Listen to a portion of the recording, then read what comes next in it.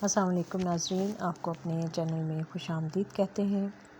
ए इश्क़ जुनून नया शुरू होने वाला ड्रामा, जिसकी आने वाली किस्त में हम देखेंगे कि राहिम अपने भाई से कहता है कि जब वो ईमन को स्विमिंग पूल से निकालता है और वो फिर बाद में भाई पे बहुत गुस्सा करता है, उसे कहता है कि क्या कर रहे थे तुम। तो वो कहता है कि मैं तो सिर्फ़ उस लड़की से दोस्ती करने की कोशिश कर रहा था। वो कहता है कि शहर की हर लड़की तुम्हारे लिए खिलौना नहीं है। और फिर ईमन का जो कज़न है और उसका मंगेतर भी है और वो उससे शादी का ख्वाहिशमंद भी है, लेकिन उसे शादी से इनकार कर दिया जाता है। तो वो बड़ा गुस्से में आता है घर, वो अपने मामू से कहता है कि आप ये कैसे कर सकते हैं कि हमारा रिश्ता ख़त्म करते हैं। वो कहता है कि तुम लोगों से हमारी कोई रिश्तेदारी नहीं है और सब रिश्ते ख़त्म हो गए हैं जिस पे वो बहुत गुस्सा होता है। और फिर दिखाया जाता है कि राहिम और माहीन की मंगनी हो रही है। राहिम उसको अंगूठी पहनाता है और वादा करता है कि मैं तुम्हें सारी दुनिया की खुशियाँ ला कर दूँगा। और फिर उसी में दिखाया जाता है कि ईमन को भी ऐसे वहाँ सर्विंग के लिए होटल से जो वेटर हैं उनको बुलाया जाता है। तो उसमें ईमन भी आई हुई है और वो देखती है इतना खूबसूरत बड़ा घर है इसका, राहिम का, और वो उसकी मंगनी हो रही है और वो फिर खुश हो रही होती है इस सारे फंक्शन को देख के। तो जब राहिम का छोटा भाई उसको ईमन को वहाँ देखता है तो उसे कहता है कि तुम मेरे पीछे यहाँ भी आ गई हो, और अगर यही कुछ करना था तो फिर वहाँ पे इतना शोर मचाने की क्या ज़रूरत थी। और ईमन राहिम को देख के कहती है कि ये कितना अच्छा है और देखें कितना खुश है वो अपने, और ये कितने अच्छे इंसान हैं और इनकी नेचर कितनी अच्छी है।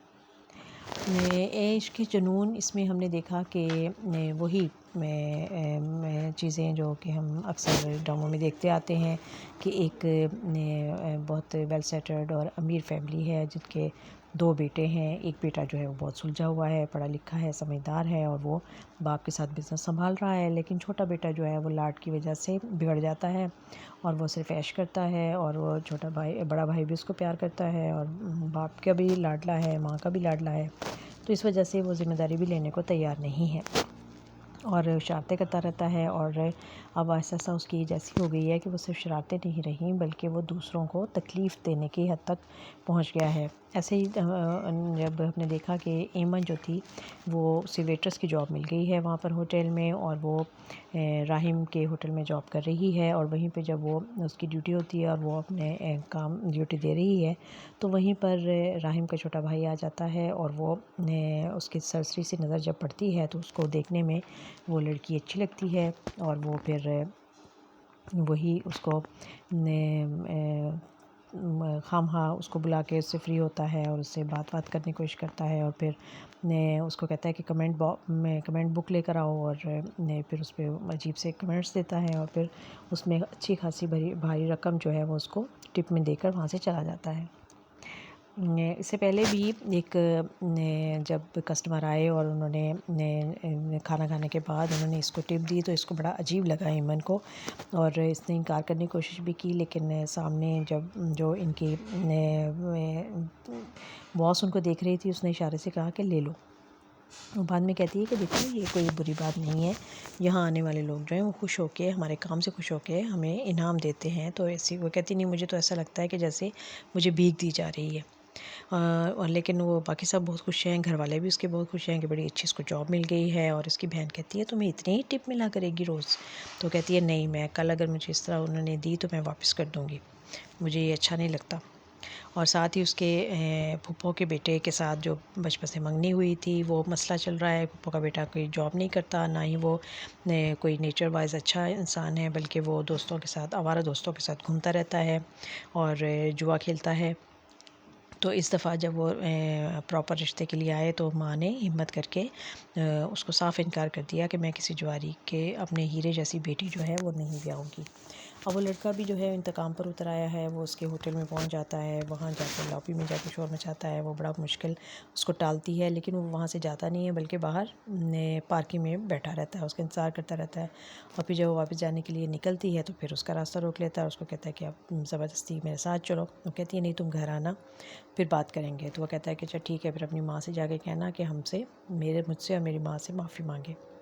और वहाँ मजबूरन उसको, ताकि कोई हंगामा ना हो, कोई झगड़ा ना हो, वो उसको मान लेती है कि ठीक है हम इस संडे को आना और बात हो जाएगी।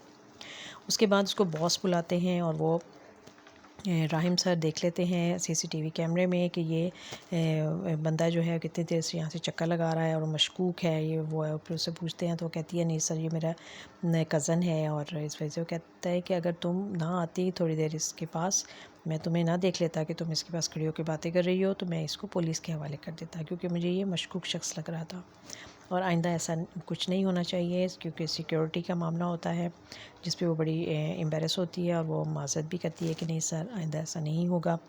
और उसको इस जॉब की बहुत ज़रूरत है क्योंकि छोटा भाई उसका बीमार है, बाप भी बीमार है, दोनों के इलाज के लिए उसको पैसों की ज़रूरत है और वो अकेली वाहिद कफ़ील है जो इस घर में कमाती है और घर का सिलसिला चला रही है।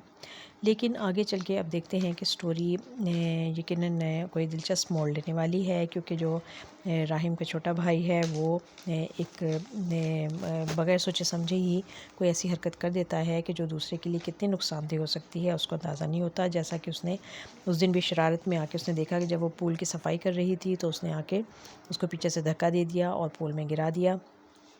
अगर ऐन वक्त पर वहाँ पर राहिम ना आता तो वो यकीनन डूब कर मर चुकी होती और वो जल्दी से आके उसको आगे वहाँ पुल से निकालता है।